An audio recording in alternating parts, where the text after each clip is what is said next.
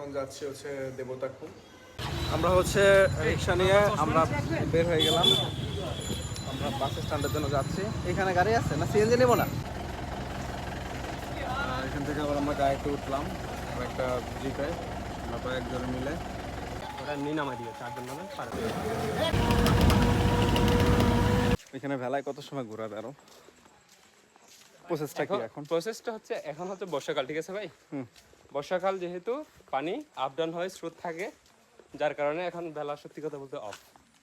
ভেলা বন্ধ এদিক দিয়ে নাকি? হ্যাঁ হ্যাঁ, পানি পরিষ্কার আছে জানো তো?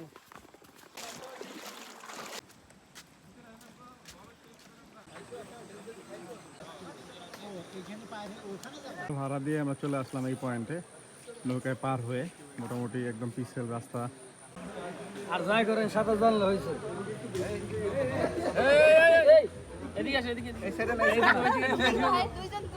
খারাপ লাগেনি, অনেক সুন্দর না? কেমন লাগছে আসলে? ভালো না? ভালো লাগছে। এটা অন্য সিজনে আসতে হবে, পানিটা স্বচ্ছ থাকে তখন আসতে হবে। একটু ক্লিন থাকলে না, এখন তো আসলে বৃষ্টির সময়, ওয়েদার আর একটু রোদ পড়লে রোদের ইটা যে পড়ে না, রিফ্লেকশনটা চমৎকার। বিশেষ করে এখন একটা অন্যরকম সৌন্দর্য, আবার হচ্ছে শীতের সময় অন্যরকম। শীতের সময় আসলে পানিটা স্বচ্ছ থাকবে বেশি, এবং ওই সময়টাতে ভেলা, ওই বাঁশের যে ভেলা ওইটা চলে। আর এখন আসলে নৌকাই একমাত্র উপায়, কারণ এখানে স্রোত অনেক বেশি। আর যে কোনো সময় বৃষ্টি হলে আসলে স্রোতটা আরও বেড়ে যায়। পিছনে ঘুরলেই তুই সামনে দেখতে পাবি, এবার সামনে যাচ্ছে।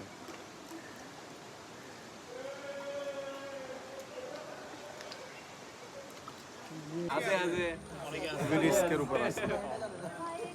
না থাকলে একটু একটু বলবেন, মা বাবারে কল দিবে।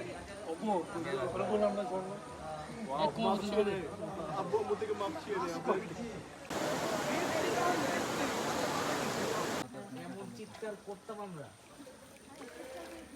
সেই মজা। নৌকা তো চলাইতো শুধু ওই